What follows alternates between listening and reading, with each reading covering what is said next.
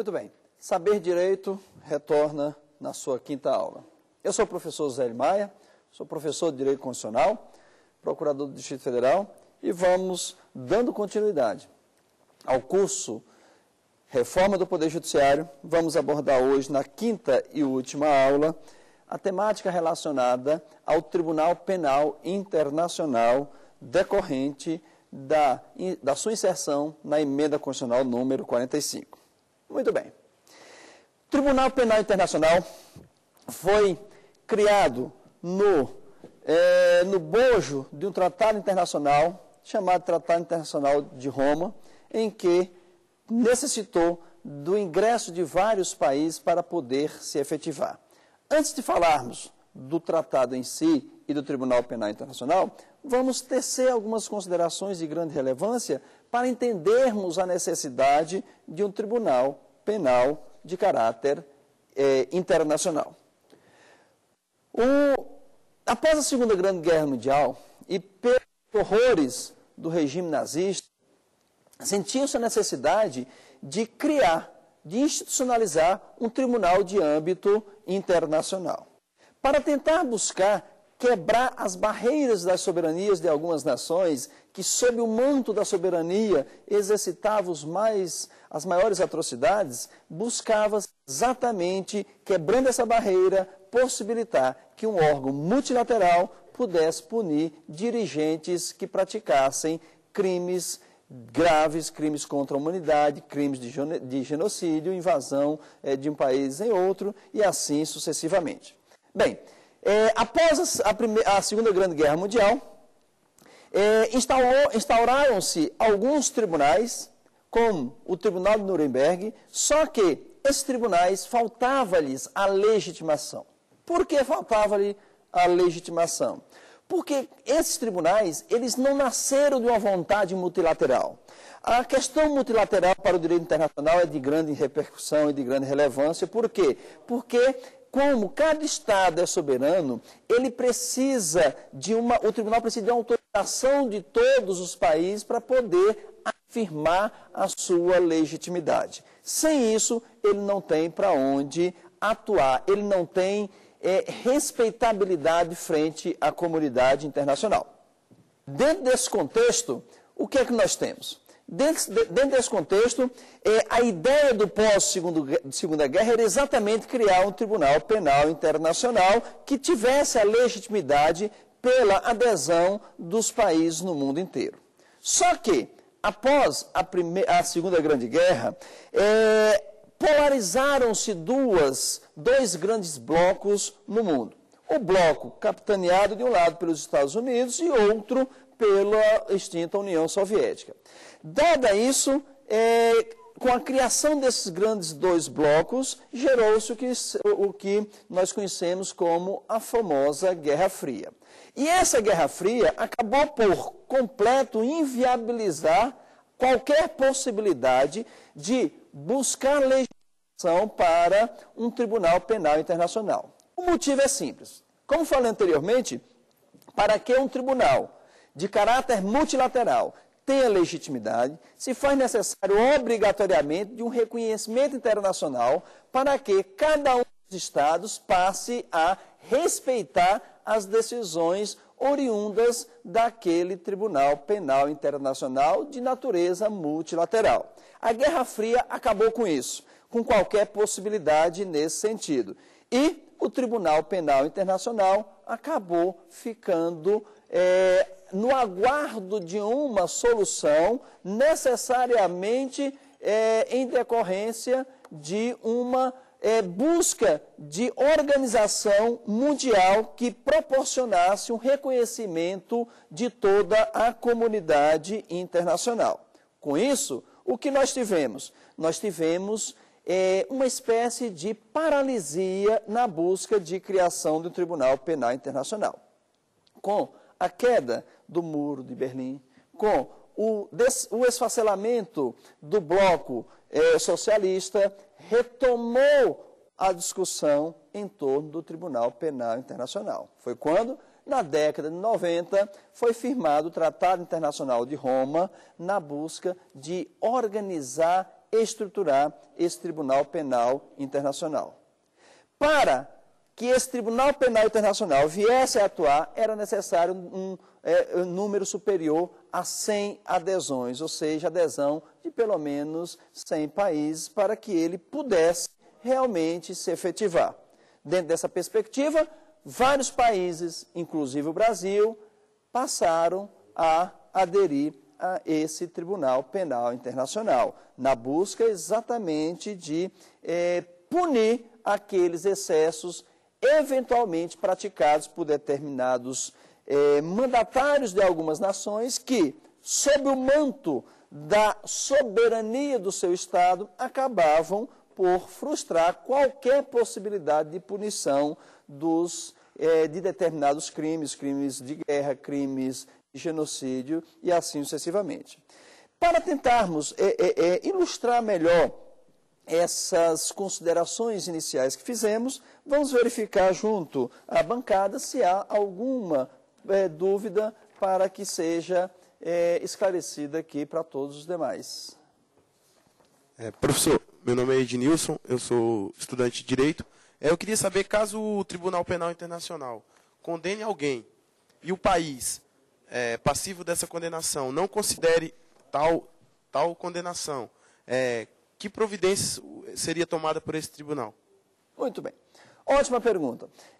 Inclusive, depois nós vamos tocar mais especificamente nesse tema, mas já adiantando, falamos inicialmente que, para que um órgão multilateral dessa natureza possa afirmar sua legitimidade, é essencial que tenha a aceitação por parte das nações desse Tribunal Penal Internacional. E por quê? Porque, à medida que ele profere suas decisões, logicamente, para sua efetividade e legitimidade, eu preciso executar.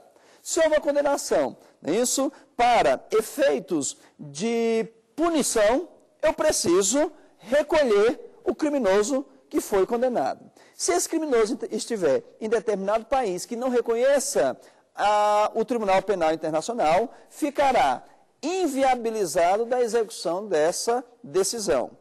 Pode o cidadão comum, pode até o técnico menos avisado na área de direito questionar. Então, para que serve esse Tribunal Penal Internacional? Primeiro, se, hipoteticamente, metade dos países do mundo ingressarem no Tratado Internacional, logo aderirem ao Tribunal Penal Internacional, nós já teremos aí a certeza que nesses 100, 120, 200 países, se for o caso, nós teremos uma efetiva jurisdição internacional. Isso já ajuda. Por outro lado, e aqueles países que não reconhecem o Tribunal Penal Internacional? Então, nesse país a decisão de nada vale? Certo, nestes países, ou seja, no seu âmbito territorial, essa decisão de nada valerá. Mas nós não podemos perder de vista que aquele que é condenado pelo Tribunal Penal Internacional, mesmo que ele esteja integrado a um país que não aderiu ao Tribunal Penal Internacional, ele vai ficar limitado até mesmo no seu direito de locomoção. Em que, se algum dia ele estiver em algum país que aderiu ao Tribunal Penal Internacional, esse país, atendendo ao chamado Tribunal Penal Internacional, poderá prender essa pessoa e, obviamente, se encarregar de remetê-lo ao Tribunal Penal Internacional para, assim, dar efetividade à decisão judicial. Então, a pergunta se conclui: efetivamente não terá força essa decisão naquele país que não o reconheceu? Verdade, não terá, mas gerará algum efeito? Inquestionavelmente vai gerar, na medida em que os países que aderiram vão começar a também auxiliar o Tribunal Penal Internacional na busca da execução da sentença que tenha sido imposta àquela pessoa que tenha praticado o crime e foi julgado pelo Tribunal Penal Internacional. Então vejam, o Tribunal Penal Internacional acaba agregando grandes valores no que diz respeito a uma busca de criminalizar e de punir aqueles grandes criminosos da humanidade. Adiantando no tema, veja que o parágrafo 4º especifica de uma forma bem clara que o Tribunal Penal Internacional tem jurisdição no território nacional, no território brasileiro. Vejam só, o Tribunal Penal Internacional, ele é uma criação multilateral, capitaneada pela ONU, em que os países ingressam, se quiser, ratificam o tratado, se quiser. Pequeno parênteses, os Estados Unidos da América não ratificou o Tratado Internacional de Roma, que criou o Tribunal Penal Internacional. Muito bem, voltando ao tema, então, você tem no direito constitucional brasileiro hoje o quê? O reconhecimento expresso da atuação jurisdicional do TPI aqui no Estado brasileiro. Vejam, quando um país integra o tratado internacional, ele, por consequência, ele vai ter que gerar o quê? Uma alteração do seu direito interno. Para quê? Para poder admitir que aquela decisão que venha a ser proferida no TPI tenha validade aqui no tribunal, no Estado brasileiro, no nosso exemplo. Ou seja, sem essa adequação legislativa interna, você não dá efetividade à assinatura daquele tratado internacional. Dentro desse contexto, o Brasil, após assinar, na década de 90, só em 2001, veio a promover as devidas adequações legislativas para tanto. Completado isso, apenas e exclusivamente pela emenda constitucional número 45, que inseriu o reconhecimento expresso da jurisdição do Tribunal Penal Internacional no contexto interno brasileiro. Bem, daí nós temos uma consequência. Qual?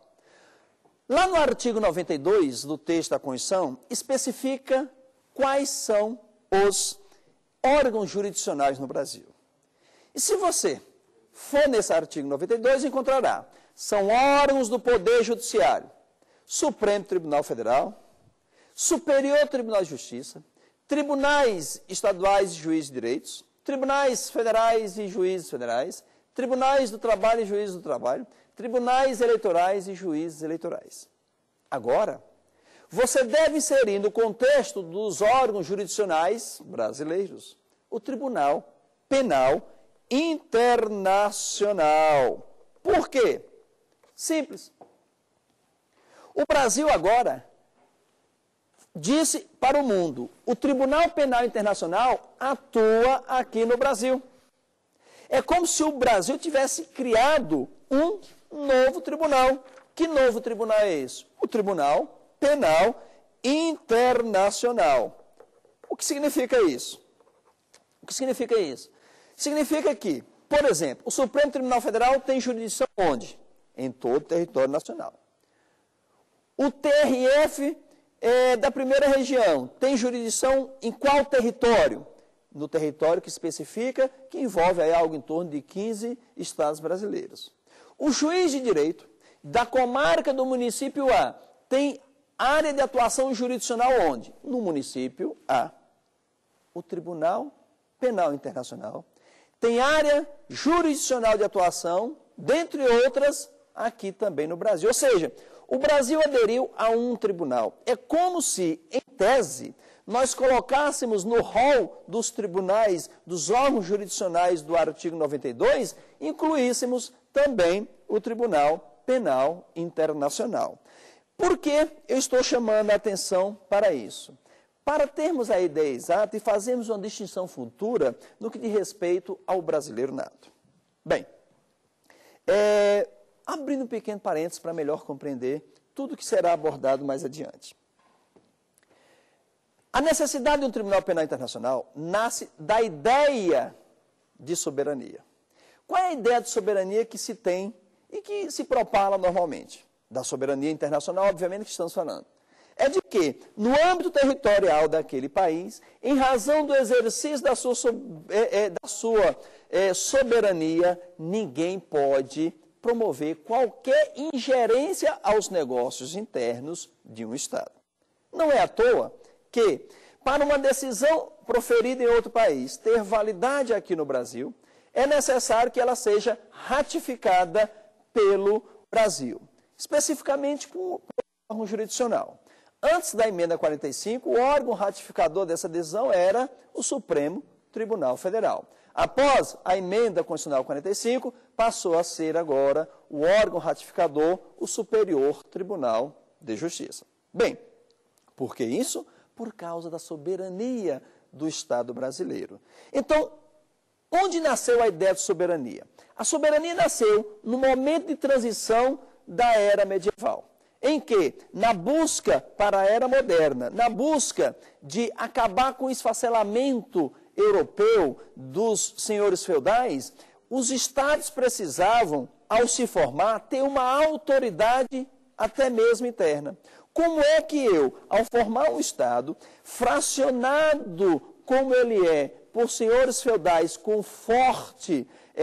com grande força econômica e política, como é que eu iria impor a minha vontade? Aí cresce a teoria das soberanias. A teoria da soberania alcançou inquestionavelmente, em termos históricos, o seu ápice nos movimentos das grandes duas guerras, em que aqueles mandatários, ao seu bel prazer, protegidos pelo manto da suposta soberania, praticaram as maiores atrocidades, sob o argumento de que, na afirmação da minha soberania, eu tudo posso. Nada limitará a minha atuação num campo externo. Se a minha comunidade deseja isso, eu vou agradá-la e praticar qualquer que seja o ato, que isso viole ou não direitos humanos, isso não interessa. Em razão disso, essa exacerbada ideia de soberania é que nós evoluímos para uma ideia de soberania mais amena. Falo soberania mais amena, mas na realidade não existe soberania amena ou não amena. Um Estado ou tem e exerce a sua soberania, ou não tem e, consequentemente, não exerce a sua soberania. Cresce no mundo a ideia de soberania compartilhada. O que é a soberania compartilhada? Um exemplo clássico são os tratados internacionais. Explico. Quando o Brasil disse que o Tribunal Penal Internacional tem jurisdição aqui no Brasil, ele, na realidade, dentro de uma concepção ortodoxa de soberania, ele afirmou a sua soberania, mas abriu uma pequena brecha para dizer, olha, aqui quem manda é o Brasil, mas no caso do Tribunal Penal Internacional, nós vamos permitir que este órgão de fora do Brasil mande de algum modo aqui no sistema jurisdicional brasileiro, que tenha ingerência no Brasil. Vocês vão convir que quando se fala, e eu dei um exemplo lá atrás, que uma decisão estrangeira só valerá aqui no Brasil se for ratificada, o TPI não precisa desse formalismo. O TPI, ele já tem como parte territorial integrante dele o Brasil.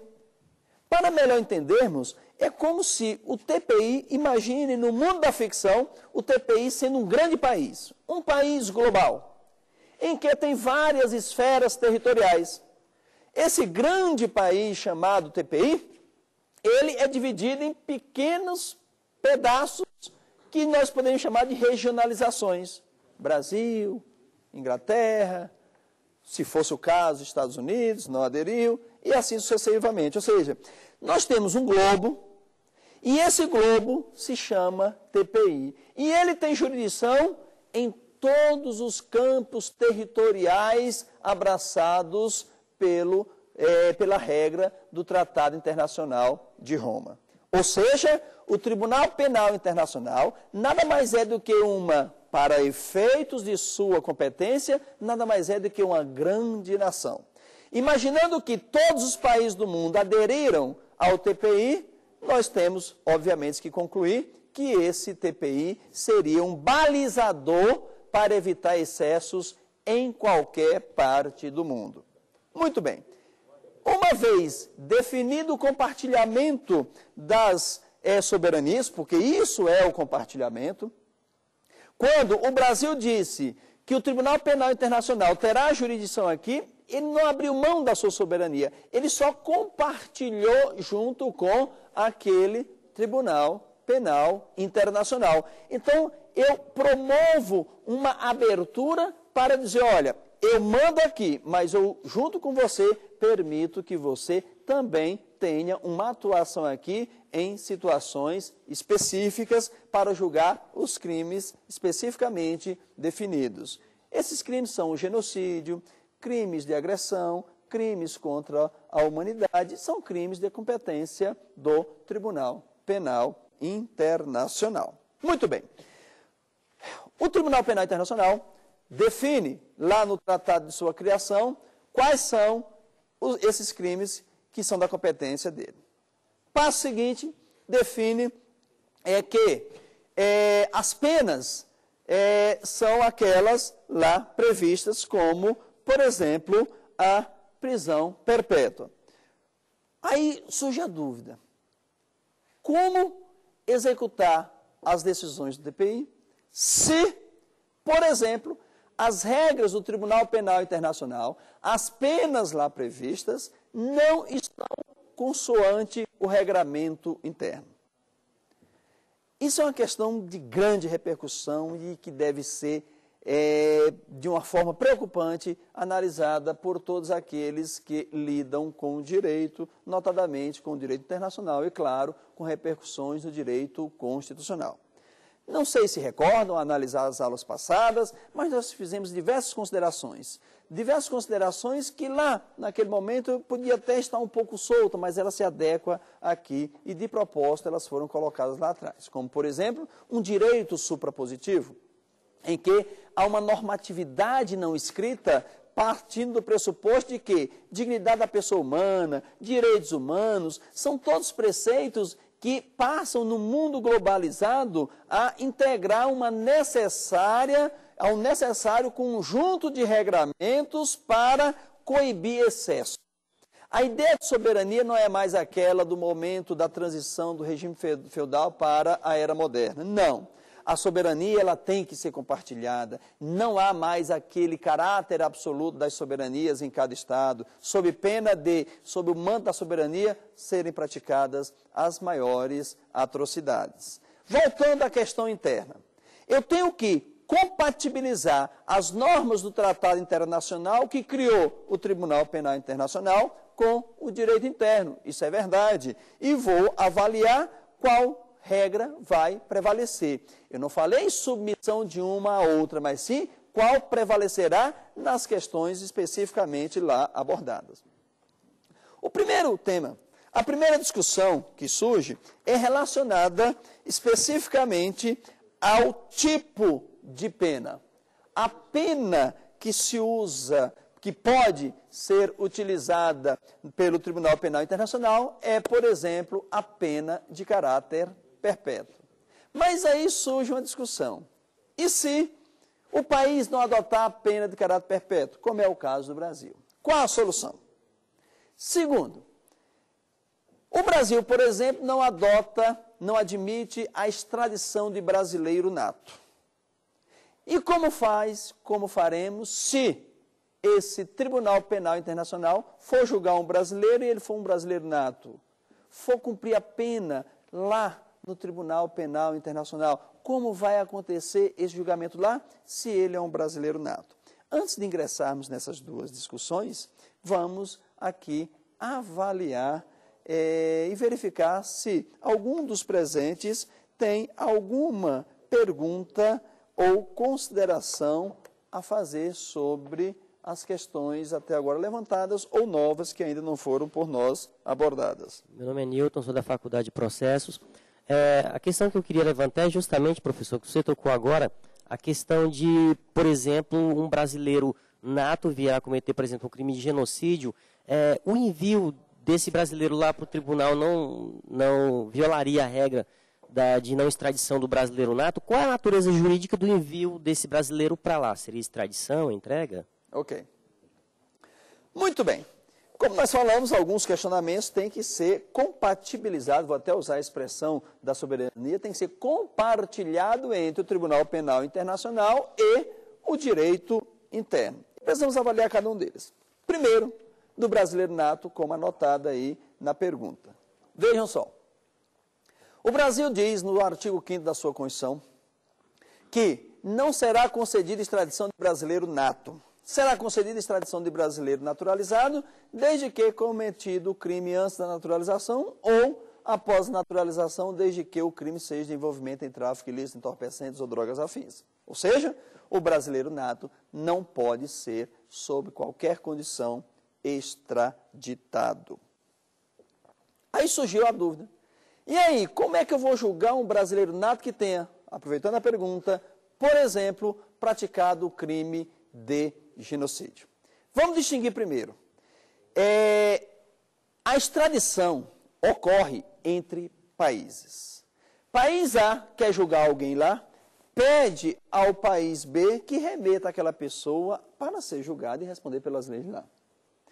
Dentro do exercício da soberania, o país B vai avaliar, de acordo com o seu direito interno, e resolver se concede ou não extradição. Esta figura da extradição não vai acontecer no sistema constitucional brasileiro se tratar de um brasileiro nato.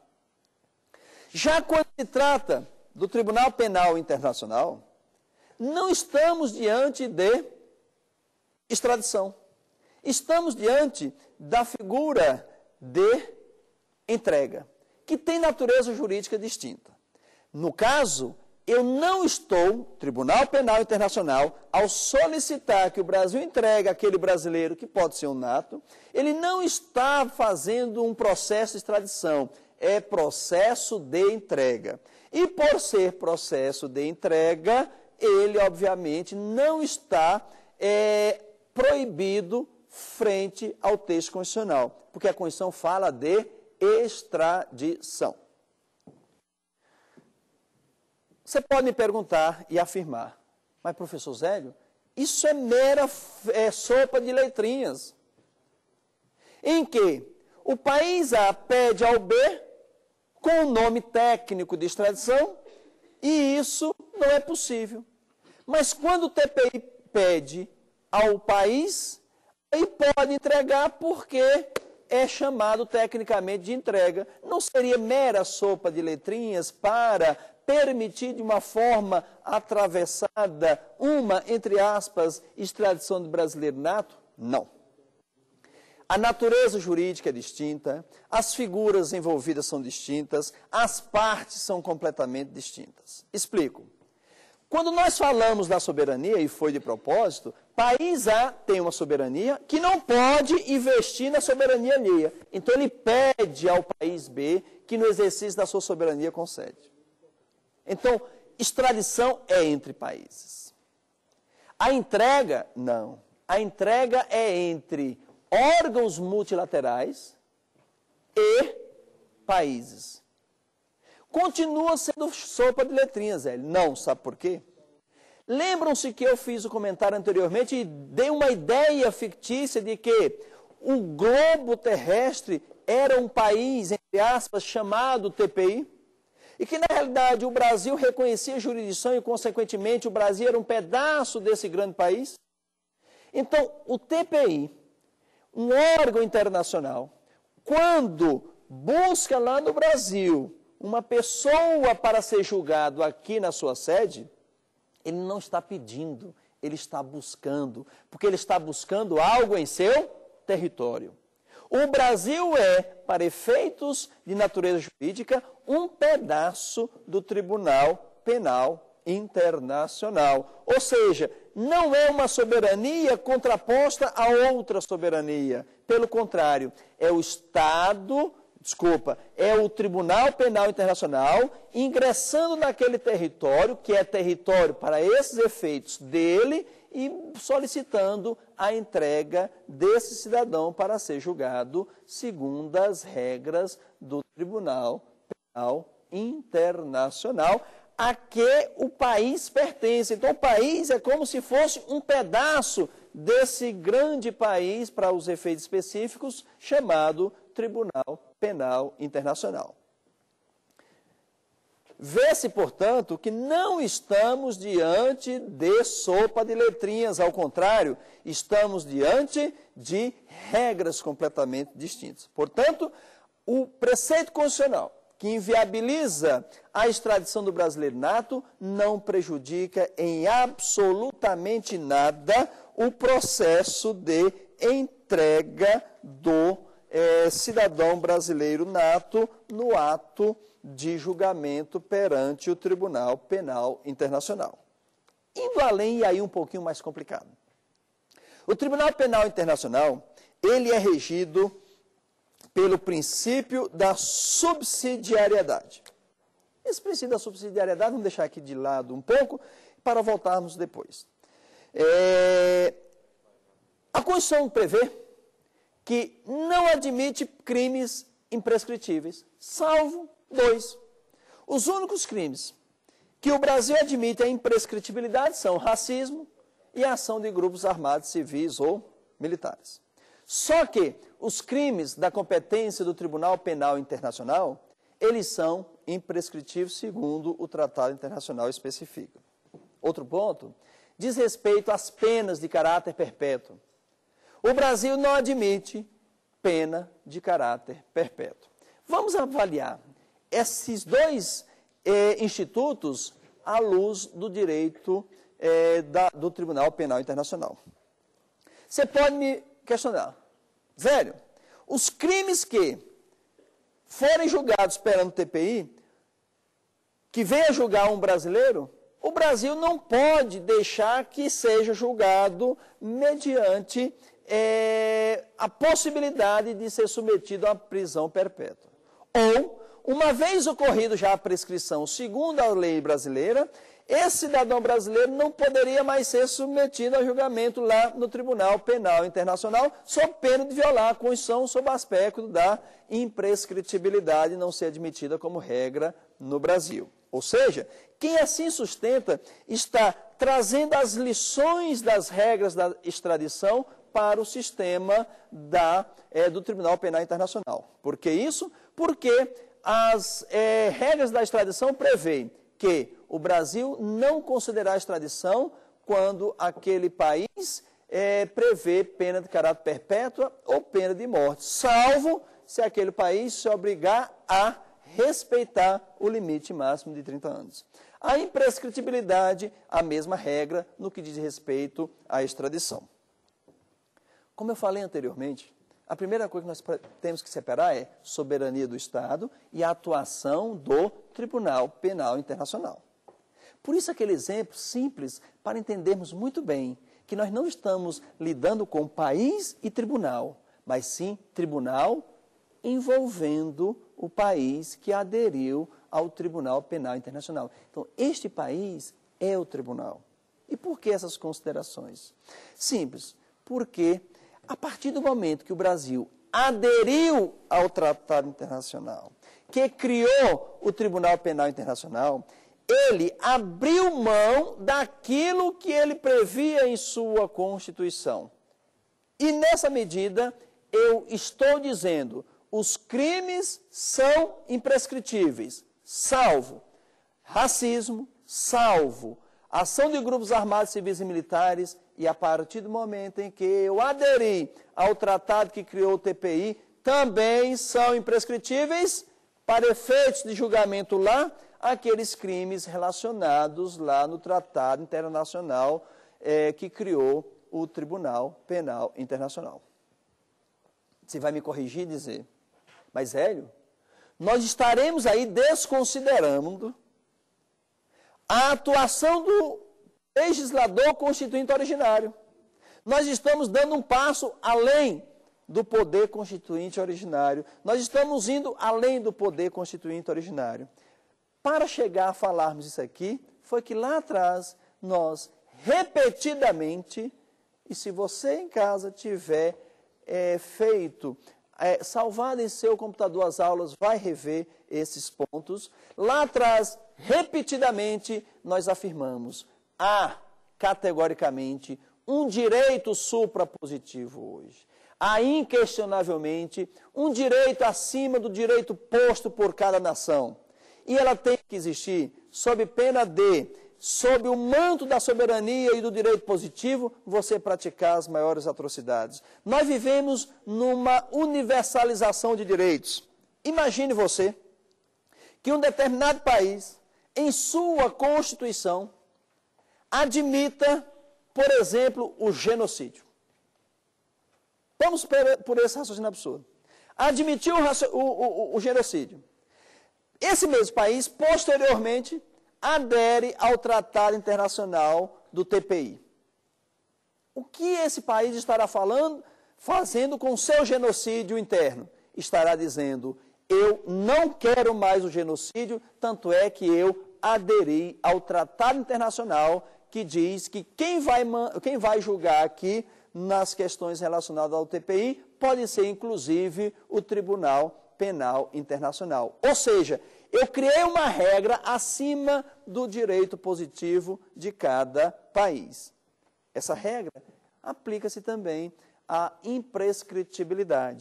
Imagina você crimes contra a humanidade, de uma tentativa de extermínio de um grupo social específico, o responsável por algum motivo, porque estava no poder, por exemplo, e com isso conseguiu se perpetuar nessa condição de impunidade por um prazo superior a 20 anos, que é o prazo máximo de prescrição no Brasil. E aí, 21 anos após, conseguimos nos libertar do jugo desse grande criminoso de guerra ou genocida. E aí que o Tribunal Penal Internacional quer julgar. E o argumento simplista, explícito e positivista é qual? Não, porque a lei já previu a prescrição.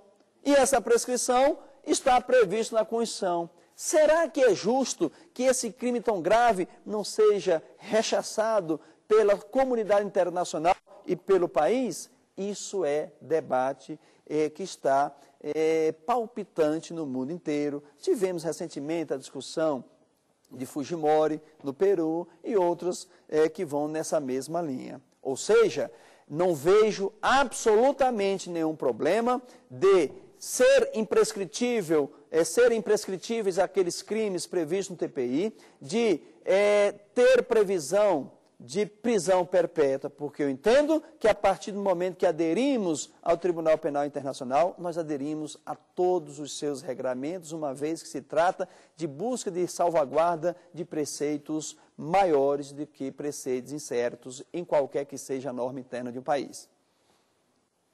Bem, ainda continuando, o Tribunal Penal Internacional ele vai atuar, obviamente, na suposição de que aquele país aderiu e, consequentemente, veio a acatar a decisão. E como perguntado anteriormente aqui da bancada, o que acontece se aquele país não reconhecer aquela decisão? Recentemente, mais especificamente no início de março, no início do mês passado, tivemos um mandado de prisão expedido pelo Tribunal Penal Internacional. Esse mandado de prisão foi expedido contra o líder sudanês, em que houve uma união de alguns países que não aderiram ao Tratado Internacional, informando que não reconheciam aquela decisão do Tribunal Penal Internacional. Voltamos àquele questionamento anterior. E aí, o que fazer? Bem, numa situação maior e mais absurda, em que a situação tivesse sido gerada por crimes que continuavam a ser praticados naquele país, nós poderíamos até chegar à conclusão de que essa decisão que decretou a prisão daquele líder africano poderia ser executada à força. Pergunto, o que acontece em um país, normalmente, aqui no Brasil, se expedido um mandado de prisão, o sujeito não se apresenta? A polícia vai até a sua casa, sendo o caso até arromba a tua casa, desde que durante o dia, para a preservação de preceito constitucional noturno, não é isso? Arromba a tua casa e tira você à força de lá. Dentro dessa ideia globalizante de compartilhamento de soberania, o que poderia fazer? O Tribunal Penal Internacional, gerenciando essa justiça internacional, convocaria até para, se fosse o caso, obviamente, já estamos no patamar bem mais adiante, haver uma invasão naquele país e, com isso, restabelecer a ordem e pegar, prendendo aquele criminoso que fora condenado e que teve a pena imposta pelo Tribunal Penal Internacional. Vejam, estamos no raciocínio extremo, estamos lá no outro extremo. O extremo de cá qual seria? Seria não vamos ingressar, não vamos chegar nesse patamar. Mas esse cidadão, como falado antes, ele terá a sua liberdade consideravelmente sofrendo restrições. E por quê? Porque apesar de alguns países apoiarem e afirmarem que não vão acatar aquela decisão, há um outro grande número de países que vão acatar aquela decisão. Nessa medida, aquele líder que teve a sua prisão decretada, obviamente, quando ingressar em um dos países que aderiram ao Tribunal Penal Internacional, evidentemente, ele irá sofrer a reprimenda naquele país em que o prenderá e remeterá ao Tribunal Penal Internacional. Não podemos esquecer, no entanto, e falamos da atuação do Tribunal Penal Internacional, que na realidade o país que adere ao TPI, ele está se inserindo dentro de uma comunidade internacional maior, mas não podemos esquecer que a atuação do Tribunal Penal Internacional não se dá de forma indiscriminada. Ele só atuará em caráter subsidiário. Ou seja, o Tribunal Penal Internacional tem atuação exclusivamente subsidiária. Ou seja, em resumo, o Tribunal Penal Internacional só vai atuar naqueles crimes da sua competência se internamente a estrutura do Estado não conseguir atuar de forma efetiva. Você pode me perguntar, que forma efetiva é essa? Não tenho respostas para essa pergunta. Por quê? Porque vai depender de cada caso concreto. Se houver qualquer julgamento daquele sujeito que praticou o crime de genocídio, por exemplo, pelas normas internas do país, eu poderia afastar a atuação do Tribunal Penal Internacional? Claro que não. Senão seria muito fácil burlar a atuação do Tribunal Penal Internacional. A atuação dos tribunais internos tem que ser uma atuação efetiva. O Tribunal Penal Internacional, obviamente, irá avaliar a extensão do crime praticado e a atuação jurisdicional interna do país. E, assegurada a ampla defesa, o contraditório, ou seja, todas as garantias fundamentais que temos notícia, vai ser proferida uma decisão preliminar de avaliação se está ou não prevista na possibilidade de julgamento perante o Tribunal Penal Internacional, considerando exclusivamente a subsidiariedade. Superada essa questão, aí sim passará a apreciação do mérito do crime em foco, ou seja, passará ao segundo passo, que é efetivamente o julgamento e as consequências decorrentes da sentença que vier a ser proferida contrária a essa pessoa, a esse réu, a esse criminoso que teve julgamento. Vejam, nós temos aqui então uma atuação do Tribunal Penal Internacional na busca da efetividade de uma justiça penal internacional, no qual as manifestações não ficarão acobertadas pelas decisões locais dos estados em que podem sofrendo pressões locais e até mesmo regionais deixarem de aplicar adequadamente a legislação punível, portanto, mediante a atuação do Tribunal Penal Internacional. Vejam, nós temos aqui no Tribunal Penal Internacional, portanto, algumas conclusões iniciais. Quais são essas conclusões? O Tribunal Penal Internacional é uma criação do pós-Segunda Guerra. Com esse pós-Segunda Guerra, nós exigimos uma justiça penal universal. E essa justiça penal universal, ela veio aleatoriamente? Não. Nós viemos dentro de uma teoria de universalização de direitos fundamentais. O que é essa universalização de direitos fundamentais? Os direitos fundamentais não devem ser vistos e postos exclusivamente no campo interno de um determinado Estado. Senão nós frustraríamos a atuação de defesa da humanidade. A defesa da humanidade, ela expandiu-se além das fronteiras da soberania. E isso foi teorizado por Norberto Bobbio na chamada teoria das gerações dos direitos, em que os direitos fundamentais não podem mais ficar presos às cancelas de uma justiça estadualizada. De nada adianta eu afirmar isso, eu afirmar a universalização dos direitos fundamentais, se eu não criar instrumentos hábeis a punir aquele que viola esses direitos fundamentais. Claro que, se viola direitos fundamentais que não sejam de forma tão ostensiva como é nos casos dos crimes relacionados pelo TPI, genocídio, agressão de um país em outro, são situações que caracteriza a atuação do tribunal, obviamente fica para os demais crimes a esfera local para avaliação. E vejam só, quando o Estado atua e ele concorda ou vem a ser omisso na atuação de uma justiça local que puna efetivamente aqueles crimes previstos no Tribunal Penal Internacional, dentro da teoria dos direitos fundamentais de terceira geração, surge aí o Tribunal Penal Internacional para, de forma supranacional e com quebra da barreira da dita soberania internacional, buscar uma efetiva prestação jurisdicional internacional para a preservação dos direitos fundamentais ditos de terceira e até mesmo de quarta geração.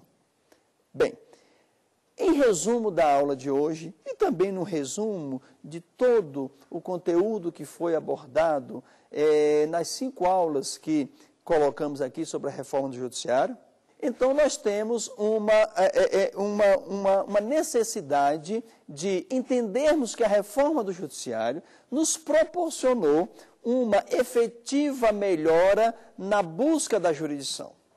O judiciário está muito além do que deveria ser chamado de ideal, mas também ele está buscando essa atuação ideal. Se ele ainda não chegou no ponto ideal, ele está certamente caminhando, e graças a Deus, caminhando a passos largos para chegar numa efetiva e pronta prestação jurisdicional. As críticas que formulei aqui à reforma constitucional número 45 são críticas apenas de conteúdo teórico, de conteúdo técnico, porque é inadmissível que você precise de uma emenda à Constituição para detalhar tanto preceitos que já estão a rigor previstos no corpo da Constituição em seu texto originário. Não seria necessário isso. Agora, se politicamente é necessário que nós trilhemos esse caminho de repetir em emendas aquilo que é desnecessário, vamos trilhar então esse caminho, porque o que há de importante é precisamos de uma efetiva prestação jurisdicional. Se o caminho é ignorar uma boa ou uma melhor técnica legislativa, que sacrifiquemos a técnica legislativa e que esperemos que, com todas as medidas moralizadoras do judiciário, com todas as medidas administrativas tomadas não só pelo judiciário, como também pelos demais poderes, e que também, com todas as alterações legislativas que estão sendo promovidas, que a prestação jurisdicional seja efetivada. A rigor, a emenda constitucional número 45, que foi intitulada de a reforma do judiciário, é, na realidade, uma emenda para reafirmando os direitos fundamentais da efetividade. Porque não podemos esquecer que quando se fala que eu estou combatendo a morosidade da justiça, na realidade eu estou dizendo o quê? Eu quero que o cidadão tenha o seu direito de livre acesso ao poder judiciário preservado. Quando eu estou combatendo a morosidade da justiça, eu estou afirmando que o cidadão que tiver uma lesão ao seu direito for, por exemplo, absurdo e abusivamente torturado, ele vai ter a pronta prestação jurisdicional. Como foi o caso Maria da Penha, em que, por uma falta de prestação jurisdicional, veio a ser punido, entre aspas, obviamente, pela Organização dos Estados Americanos, em que veio a chamar a atenção do Brasil, dizendo que o Brasil tinha, a partir de então, que, de forma efetiva, prestar a jurisdição. O conjunto de tudo isso nos proporciona a certeza de que o judiciário está no caminho correto para participar de forma efetiva da democratização desse país. Bem, com base nisso, nós concluímos aqui o curso Reforma do Poder Judiciário e só tenho a agradecer a atenção de todos. Agradecer a todo o conjunto de profissionais que deu apoio à produção desse curso e, mais uma vez, convidar todos aqueles que estão em casa a participar de forma efetiva, não só desse curso, como de outros futuros, pelo e-mail saberdireito@stf.jus.br e, para rever as aulas, basta acessar www.tvjustiça.jus.br. E convido vocês à próxima aula, que será ministrado por outros professores em outros temas. Muito obrigado a todos.